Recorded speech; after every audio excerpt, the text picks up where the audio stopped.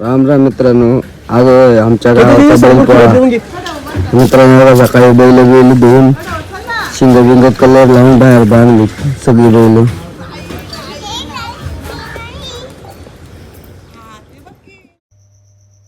बाहेर बांधून काही माधवला तितक्यात कलर करायला घेतलं, म्हणजे पेंटिंग करायला घेतली.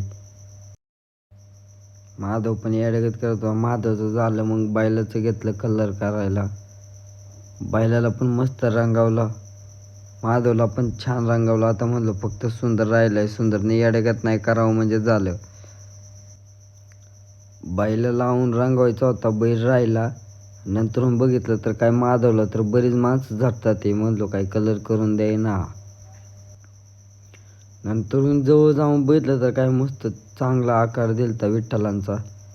तेव्हा म्हणलो चांगलं जाऊ दे, माणसं झटतात झटू दे, चांगलं तरी होईल, तेवढंच छान दिसन म्हणलो. माधवला रंगून झाला तितक्यात बैलाला पण रंगवायला घेतला. बैलाला काय नाही, थोडे छाप टाकायचं होतं. बैलाला रंगून माधव बघा खाली बसलाय, काय छान दिसतोय. सुंदरला नेला घरी, तिथं त्याला रंगवायला घेतलं. इकडं नाव टाकलं.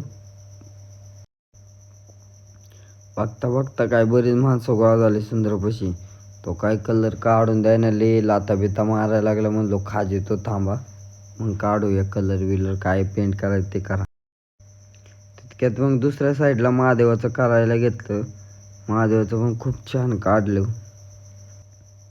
महादेवाची अर्धी मूर्ती झाली काढून, तरी चांगलं वाटत होतं. आणि ही बघा, ही अख्खी मूर्ती आहे तरी चांगलं वाटत होतं.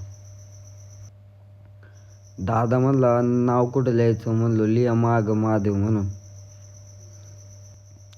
रंगून बिंगून झाली, 4 वाजले आम्हाला गावात जायला.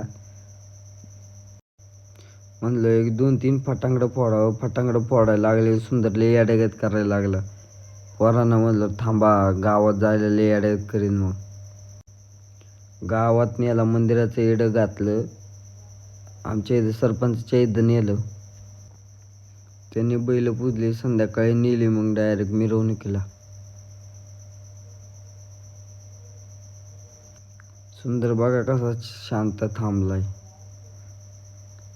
इकडं तमाशा आणि इकडं बैल. नंतर म्हणलो एक चांगले व्हिडिओ काढावं. लाईटमुळं काय चांगली आली नाही मित्रांनो. तरी सांगा कसा ब्लॉग बनलाय बैलपोळ्याचा.